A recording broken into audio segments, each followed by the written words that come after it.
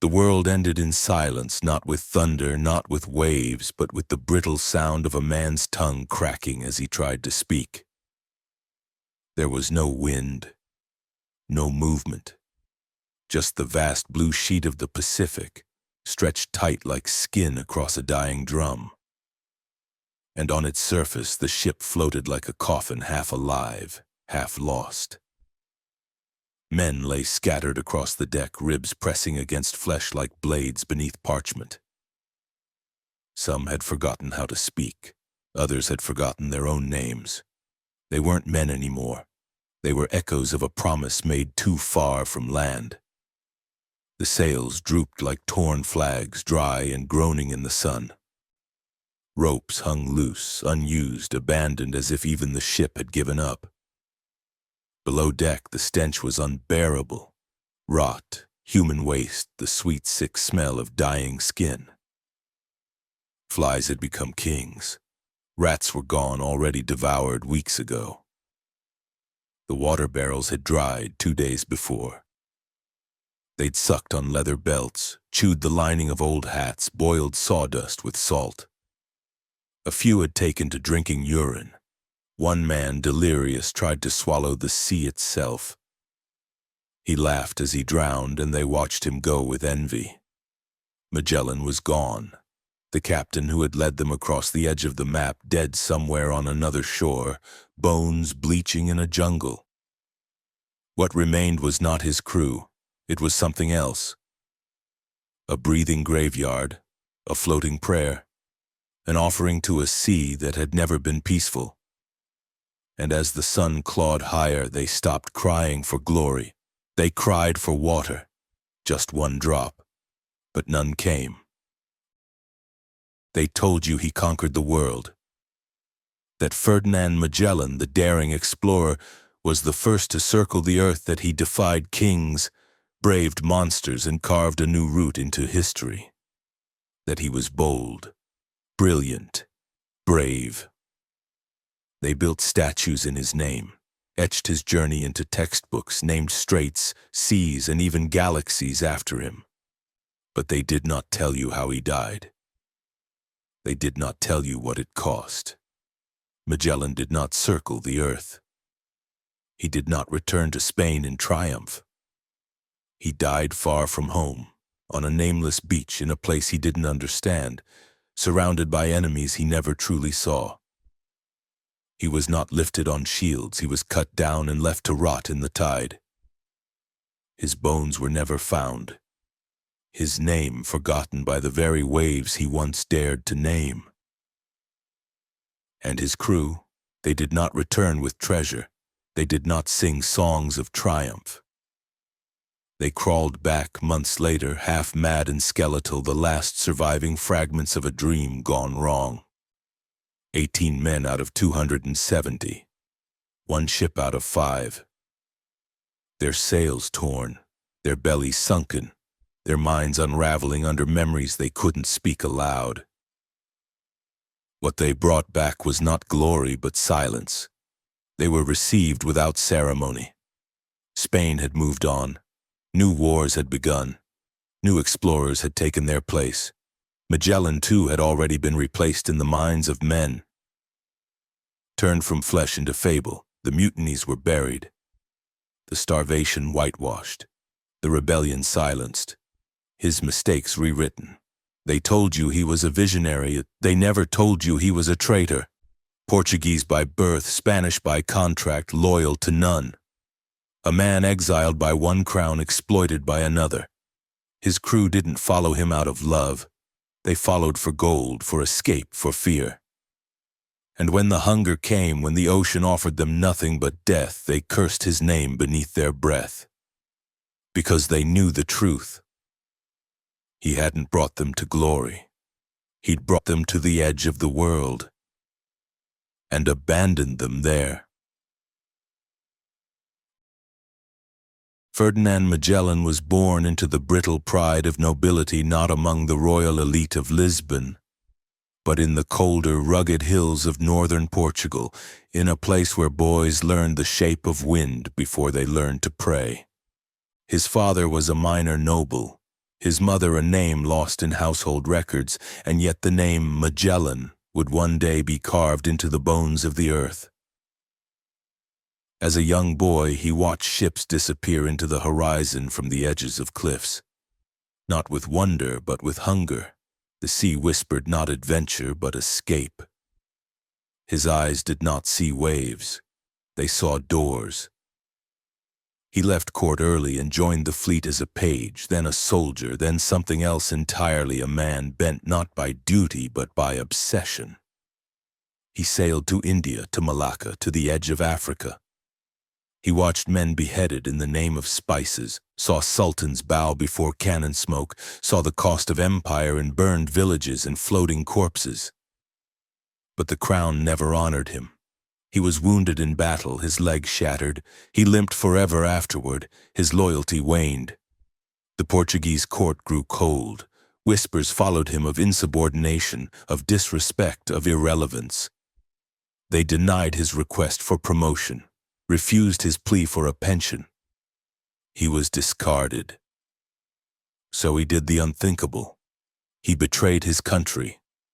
He approached the Spanish court enemies of his homeland and offered them a gift no one else dared, a route to the Indies by sailing west, not east. Portugal had claimed the waters around Africa. Magellan promised a path untouched, a voyage through uncharted waters to the treasures of the Moluccas. The Spanish king, Charles I, saw the opportunity. He was only 18, but thirsty for legacy. And so, with the ink of betrayal and the fire of forgotten glory, Magellan signed himself into history. Spain gave him 5 ships, the Trinidad, his flagship, the San Antonio, largest and most powerful, the Concepcion, the Victoria, and the Santiago, smaller but swift. Together they formed a fragile fleet of ambition and desperation. With them came a crew of 270 souls.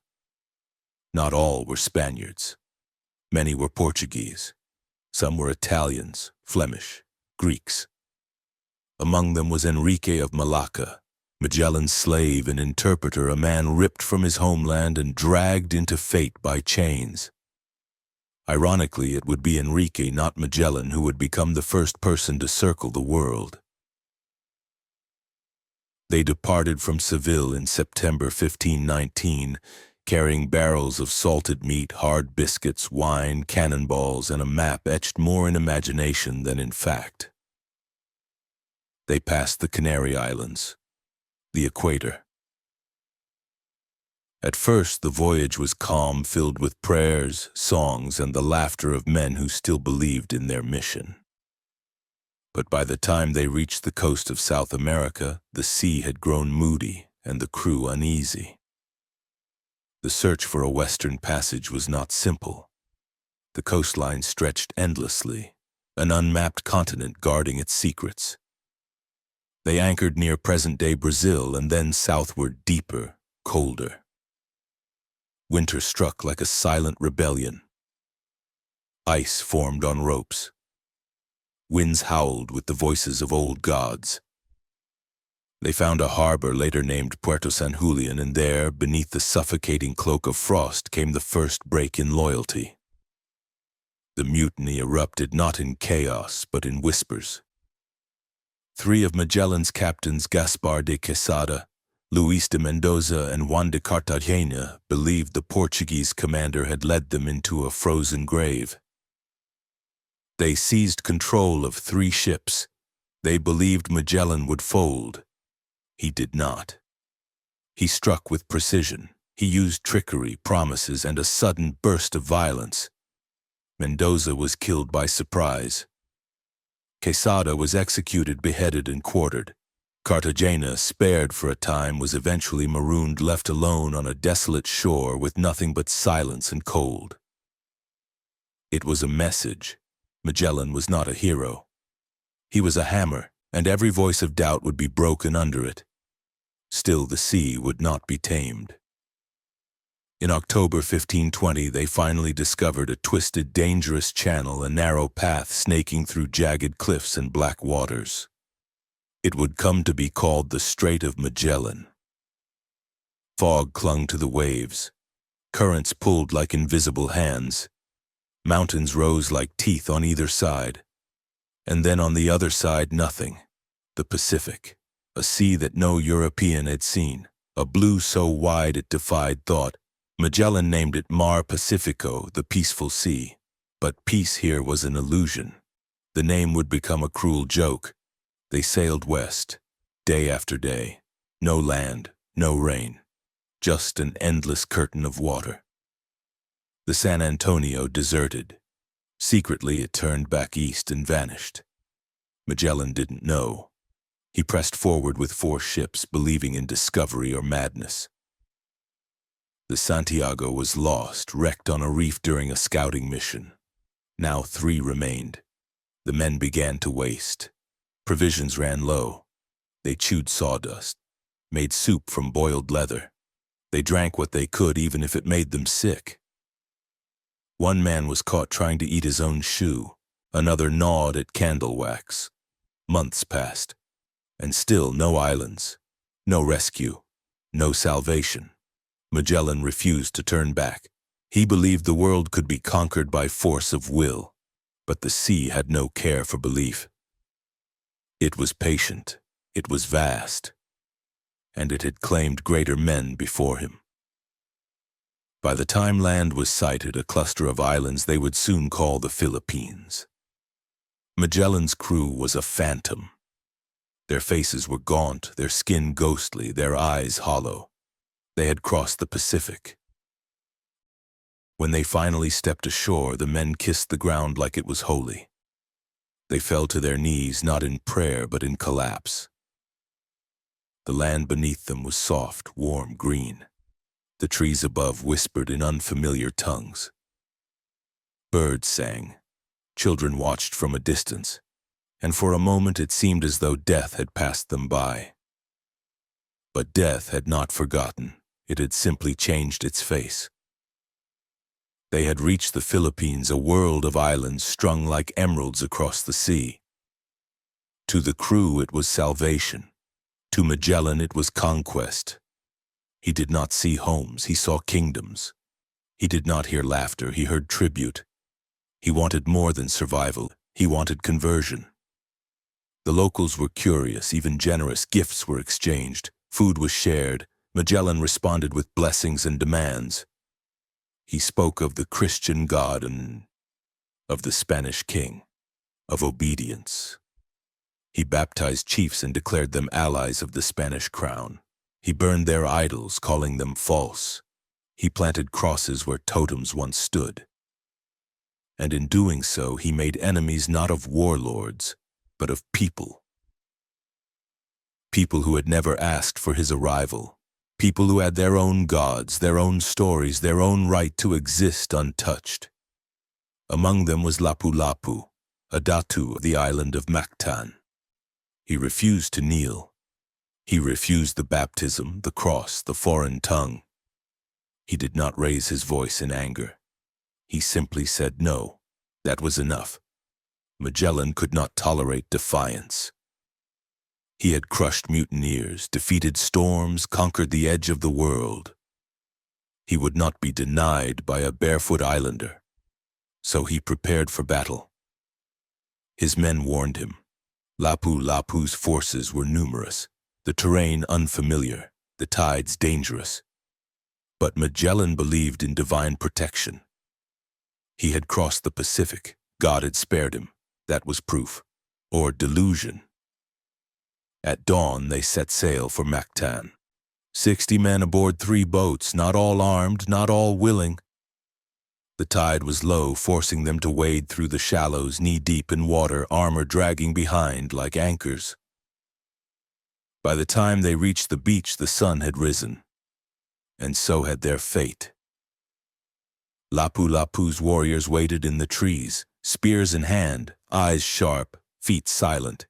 They had no cannons, no ships, no maps. But they had the land. And the land had already chosen a side.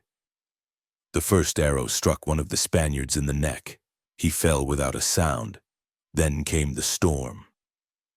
Spears rained down like hail, clubs cracked bone, blades tore through soaked garments. Gunpowder misfired in the humidity, muskets jammed. And the line broke. Men tried to retreat, some fell in the surf, others turned their weapons on themselves. Magellan stood firm, shouting, signaling, bleeding. He fought like a ghost, like a man too proud to run. Until he couldn't. A bamboo spear pierced his leg. He dropped to one knee. Another struck his arm. A club shattered his helmet. Then another and another, until the water was red around him. His men abandoned him. They fled to the boats, leaving their captain behind. Some say he tried to crawl. Some say he looked back. But the sea, once his path, swallowed him instead. There was no burial, no last words. Only the sucking of waves around a body that had sailed halfway across the world only to vanish into sand. Magellan's corpse was never recovered. His name faded from the mouths of his killers. The ocean closed over the moment like it had never happened. And the expedition, now headless, limped onward. But something had changed. The spell had broken. The leader was gone. And death, no longer distant, walked among them in silence.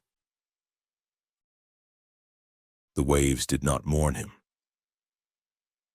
When the sea pulled Magellan's body beneath its skin, it did so without reverence, without pause. The same ocean he had named, the same waters he had trusted to cradle his ambition, now swallowed him like it would any man. Without judgment, without memory, without a trace. But the expedition did not end with him. What remained of his crew was not united by purpose, only by inertia. The death of their captain had not sparked grief. It had cracked the thin layer of control holding them together. Magellan had ruled with fire. Now there was only ash. Command shifted to Juan Sebastian Elcano, a Basque navigator who understood silence better than speeches. He did not lead as a visionary. He led like a man caught in a trap, calculating every breath, every mile, every ration. They were now deep in unfamiliar waters. Far from Spain, far from help. Their charts were inked with fantasy. And around them the islands swelled with both hospitality and danger. The Philippine archipelago was no single kingdom. It was a chorus of tribes, alliances, feuds. Some chiefs welcomed the strange pale men with open arms. Others bared teeth behind smiles. A series of uneasy negotiations followed. Gifts were traded. Words through Enrique, Magellan's enslaved interpreter, were stretched to their limits. But the balance had shifted. The men were weak, the ships fewer. Their cannons held less terror now. Their crosses brought no salvation. Food was scarce. And disease, that slow and patient executioner, began again. The sun never felt soft. It blistered skin already cracked by months of exposure. Sores formed, teeth loosened. They had no medicines, no surgeons, just wine turned to vinegar and water gone green with age. Men died quietly under the stars. Some fell into fever dreams. Others simply closed their eyes and never reopened them. They reached the Moluccas, the Spice Islands, the mythical treasure of the East. Here the air was thick with cloves, nutmeg, cinnamon scents that had driven kings to war. Here was the prize they had bled across continents for. And yet it felt empty. They had made it, but at what cost? 2 ships remained, the Trinidad and the Victoria. They loaded cargo precious, heavy, worth more than lives. But the Trinidad, leaking and sick, was left behind for repairs. Elcano chose to press on with the Victoria. He knew what awaited if they lingered. The Portuguese, furious that Spain had reached the Indies by another route, were closing in. The Trinidad would later be captured, its crew tortured, imprisoned, forgotten.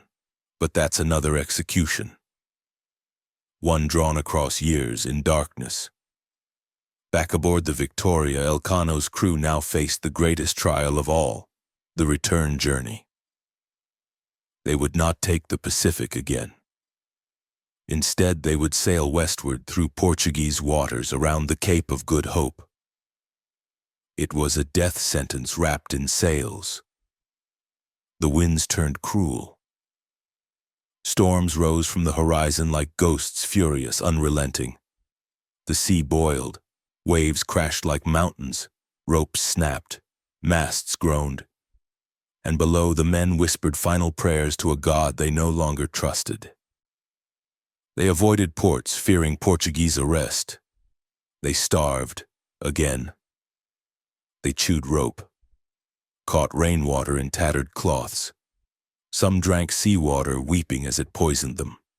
Their bellies swelled, their minds fractured. One sailor slit his own throat with a broken nail. Another tried to eat his shoes, then choked on the leather. Flesh blistered in the sun. Wounds festered without treatment. Every breath became labor, and still Elcano sailed on. Land was no longer salvation. Land was betrayal. At one African port they attempted to trade and were deceived. Their goods stolen. Men ambushed. Some were killed. Others fled back to the ship half-naked, bleeding, screaming. The Victoria limped away, wounded but afloat. Every day more bodies were dropped into the sea, wrapped in what remained of linens. No words spoken, no rites, only silence and a splash. Of the original 270 men who had set out with Magellan, only a fraction remained, and most of them no longer remembered why. One man had lost his voice. Another had gone blind from malnutrition. A third carved prayers into the wooden planks of the ship with a spoon. Some saw angels, others saw demons, but none saw glory. They neared Europe, and the air changed. It smelled not of rot or spice, but of memory, of home. When they reached Sanlúcar de Barrameda on the coast of Spain, it was September 1522, almost exactly 3 years since they had left. The Victoria creaked into port like a ghost ship. Its sails were torn. Its paint stripped by salt and sun. Its deck stained with death. Its men shadows of themselves. 18 survivors stepped onto land. 18 out of 270. No drums, no parades, just silence. The people did not know what to make of them. Were they heroes, madmen, ghosts? Elcano was received by the court with measured awe. He was thanked, given a small pension, a coat of arms bearing the globe and the phrase, "Primus circumdediste me," you first circled me. But even he knew the truth. He had not conquered the world. The world had broken them slowly, brutally, without fanfare. There had been no battle, no decisive moment of triumph, only hunger, salt, sickness, and time. And Magellan? His name began to rise. Stories were told, his books written, his failures forgotten, his death recast as martyrdom. They painted him as the first to circle the globe, though he had died halfway through. They erased the mutinies, the cruelty, the blood, the screams. They turned the suffering into a story, but the survivors knew. They had not completed a voyage. They had survived an execution. And the executioner was the sea. The Victoria lay moored like a relic, wooden ribs creaking with each wave, sails sagging like lungs at rest. 18 men disembarked. Their legs shook from disuse. Their skin was cracked, waxy, burned. They had forgotten the feel of earth. Some kissed the ground, others wept. None spoke. News of their return spread slowly. There were no celebrations, no trumpets, Spain had changed while they were away. Wars had been waged, monarchs had shifted, and the world had already begun rewriting their story.